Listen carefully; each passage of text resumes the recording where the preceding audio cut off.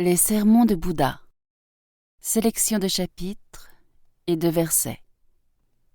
Chapitre 1. L'accès au libre examen. Kalamasutra. Ainsi ai-je entendu. Une fois, le bienheureux, en voyageant dans le pays Kosala avec un grand groupe de disciples, arriva dans une ville appelée Kesaputta. Les Kalamas, habitants de Kesaputta, apprirent que le religieux Gautama, fils des Sakya, ayant abandonné sa famille Sakya et quitté son foyer pour entrer dans la vie religieuse, voyageant dans le pays Kosala, était parvenu à Kesaputta. Or, une bonne réputation se propageait à propos de ce bienheureux Gautama. Il est le bienheureux, l'Arahant, parfaitement et pleinement éveillé, parfait en sa sagesse et sa conduite, bien arrivé à son but, le connaisseur des mondes, l'incomparable guide des êtres qui doivent être guidés, l'instructeur des dieux et des humains, le Bouddha, le bienheureux. Ayant connu lui-même ce monde-ci, avec ses dieux, avec ses maras et ses brahmas, avec ses troupes de religieux et de brahmanes, ses êtres célestes et humains, il le fait connaître. Il enseigne la doctrine, bonne en son début, bonne en son milieu, bonne en sa fin, bonne dans sa lettre et dans son esprit. Et il exalte la conduite pure, parfaitement pleine et parfaitement pure. Rencontrer un tel Arahant est vraiment une bonne chose. Les Kalamas, habitants de Kesaputta, rendirent alors visite au bienheureux.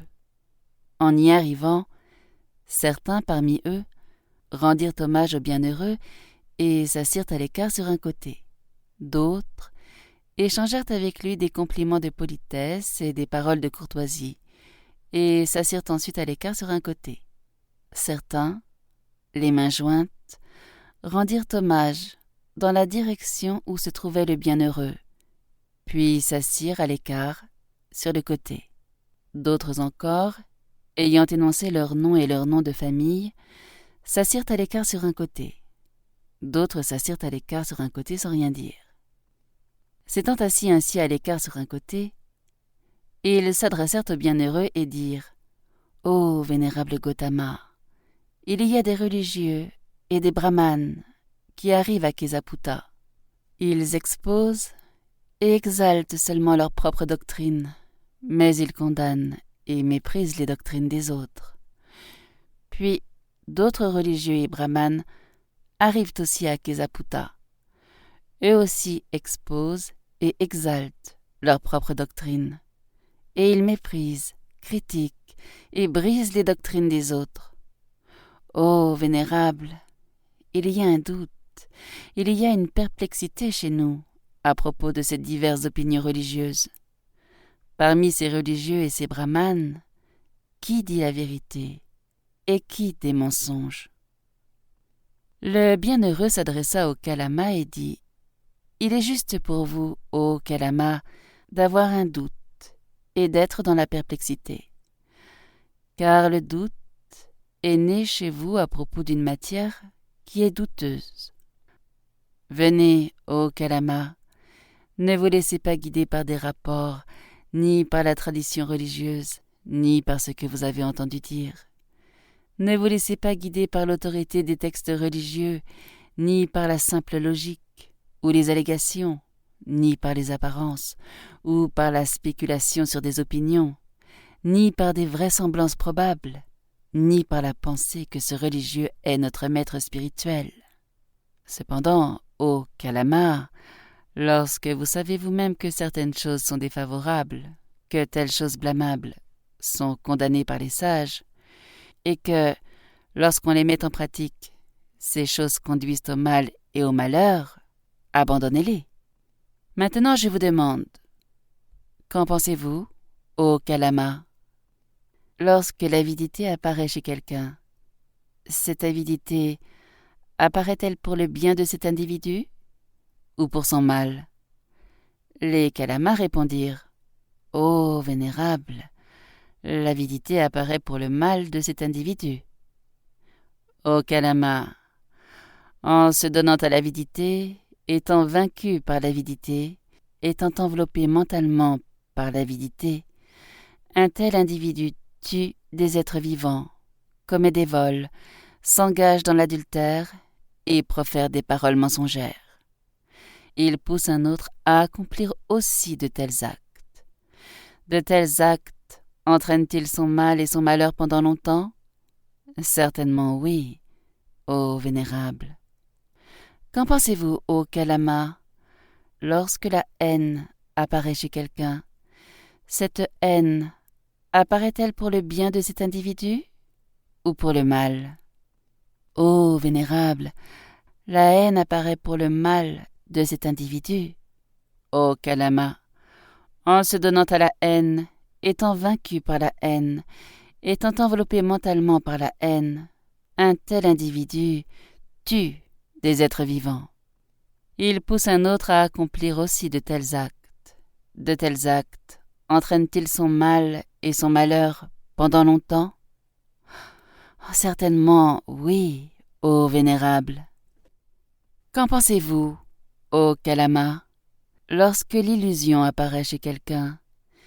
Cette illusion apparaît-elle pour le bien-être de cet individu ou pour son mal? Ô Vénérable, l'illusion apparaît pour le mal de cet individu. Ô Kalama, en se donnant à l'illusion, étant vaincu par l'illusion, étant enveloppé mentalement par l'illusion, un tel individu tue des êtres vivants. Il pousse un autre à accomplir aussi de tels actes. De tels actes entraînent-ils son mal et son malheur pendant longtemps? Certainement, oui, ô Vénérable. Maintenant, qu'en pensez-vous, ô Kalama? Ces choses sont-elles bonnes ou mauvaises? Ô Vénérable, ces choses sont mauvaises. Ces choses sont-elles blâmables ou louables? Ô Vénérable, ces choses sont blâmables. Est-ce que ces choses sont censurées ou pratiquées par les sages? Ô Vénérable, ces choses sont censurées par les sages. Qu'en pensez-vous, ô Kalama? Lorsqu'on les met en pratique, ces choses conduisent-elles au mal et au malheur? Lorsqu'on les met en pratique, ô Vénérable, ces choses conduisent au mal et au malheur. C'est ce qui est généralement accepté. C'est ce que nous en pensons.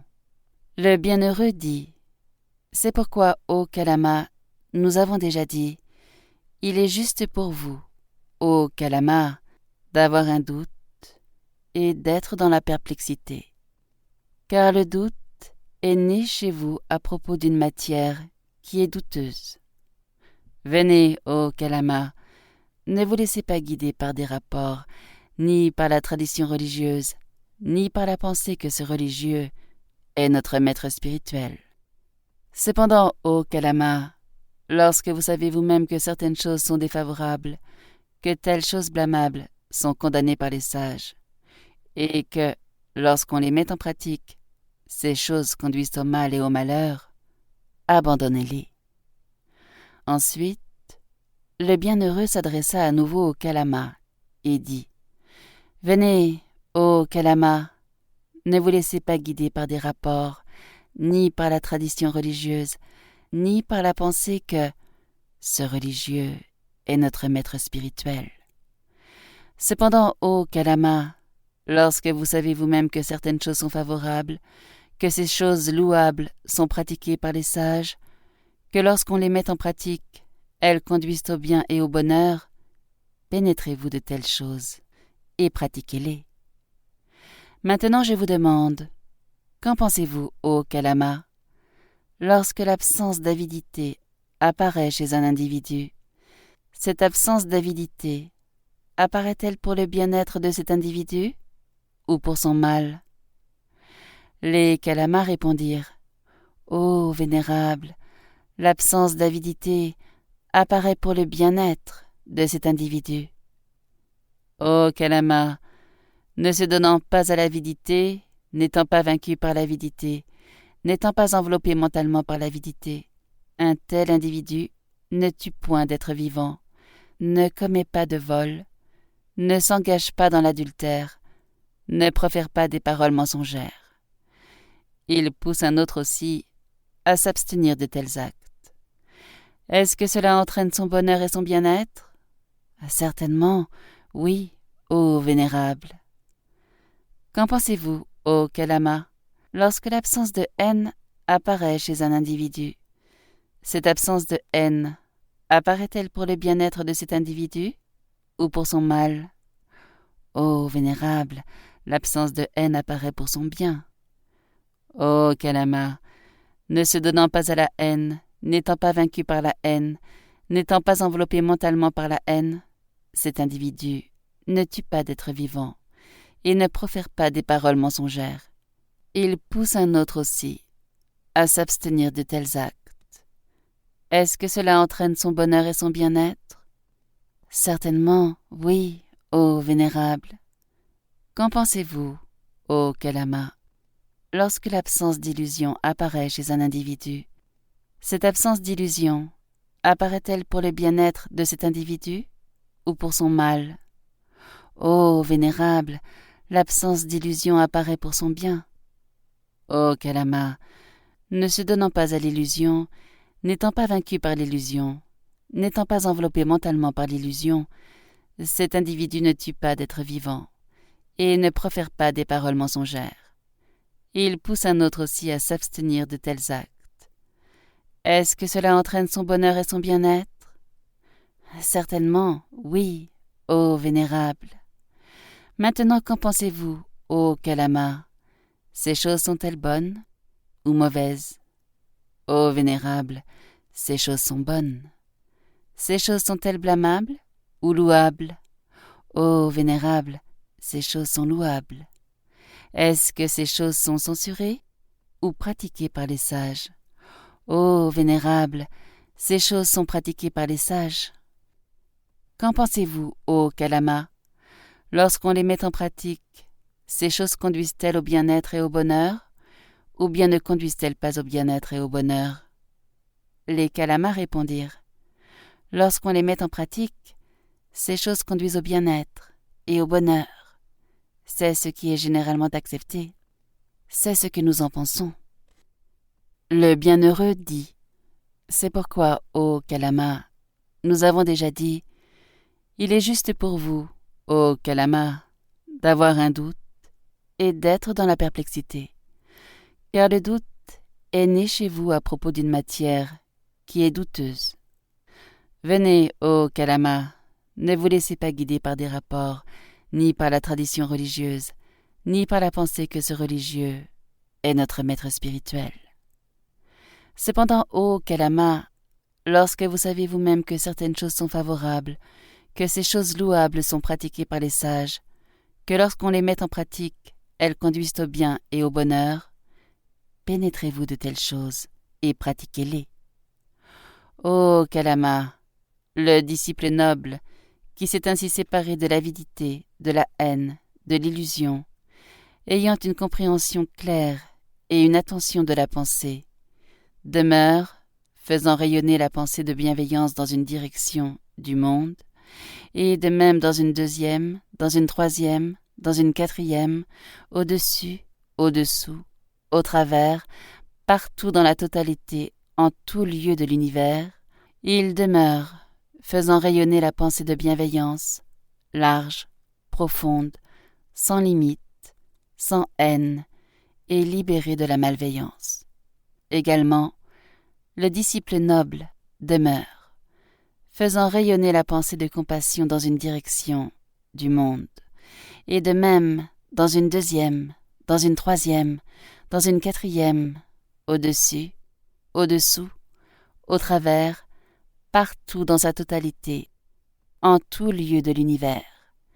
Il demeure, faisant rayonner la pensée de compassion, large, profonde, sans limite, sans haine, et libéré de la malveillance. Également le disciple noble demeure, faisant rayonner la pensée de joie sympathique dans une direction du monde, et de même dans une deuxième, dans une troisième, dans une quatrième, au-dessus, au-dessous, au travers, partout dans sa totalité, en tout lieu de l'univers. Il demeure, faisant rayonner la pensée de joie sympathique, large, profonde, sans limite, sans haine, et libéré de la malveillance. Également le disciple noble demeure, faisant rayonner la pensée d'équanimité dans une direction du monde, et de même dans une deuxième, dans une troisième, dans une quatrième, au-dessus, au-dessous, au travers, partout dans sa totalité, en tout lieu de l'univers.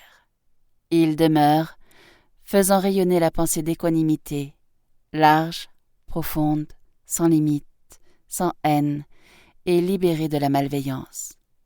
Ô Kalama, le disciple noble, qui a une pensée ainsi libérée de la haine, de la malveillance, qui a une pensée non souillée et une pensée pure, est quelqu'un qui trouve les 4 soulagements, ici et maintenant, en pensant, supposons qu'il y ait, après la mort, des résultats pour les actes bons et mauvais, accomplis avant la mort. En ce cas, il est possible pour moi de naître après la dissolution du corps, après la mort, dans un des cieux où se trouvent des bonheurs célestes. Cela est le premier soulagement. Supposons qu'il n'y ait pas, après la mort, de résultats pour les actes bons et mauvais, accomplis avant la mort. Tout de même, ici et maintenant, dans cette vie, je demeure sain et sauf, avec une pensée heureuse, libérée de la haine, de la malveillance. Cela est le deuxième soulagement. Supposons que des mauvais résultats tombent sur l'individu qui a accompli des mauvaises actions. Quant à moi, je ne souhaite aucun mal à personne. Alors comment se pourrait-il qu'un mauvais résultat tombe sur moi qui ne fait aucune action mauvaise? Cela est le troisième soulagement. Supposons que des mauvais résultats ne tombent pas sur l'individu qui fait des actions mauvaises. Alors dans ces 2 cas, je trouve que je suis pur. Cela est le 4e soulagement. Ô Kalama, le disciple noble, qui a une pensée libérée de la haine, de la malveillance, qui a une telle pensée non souillée, une pensée pure, est quelqu'un qui a ces 4 soulagements, ici et maintenant. Les Kalamas dirent « Cela est exact, ô bienheureux, cela est exact, ô parfait. » Le disciple des êtres nobles, qui a une pensée libérée de la haine, de la malveillance, qui a une telle pensée non souillée, une pensée pure, est quelqu'un qui a ces 4 soulagements, ici et maintenant. Ayant entendu la parole du bienheureux, les Kalamas s'écrièrent « Merveilleux, ô bienheureux, merveilleux !» C'est comme si l'on redressait ce qui a été renversé, ou découvrait ce qui a été caché, ou montrait le chemin à celui qui s'est égaré, ou apportait une lampe dans l'obscurité pour que ceux qui ont des yeux puissent voir. Ainsi le vénérable Gautama a rendu claire la vérité de nombreuses façons. Nous prenons refuge dans le vénérable Gautama, dans l'enseignement Dharma, dans la communauté. Nous espérons que vous avez apprécié cet aperçu. Pour continuer à écouter ce livre audio sur Google Play Livres, utilisez le lien dans la description de la vidéo.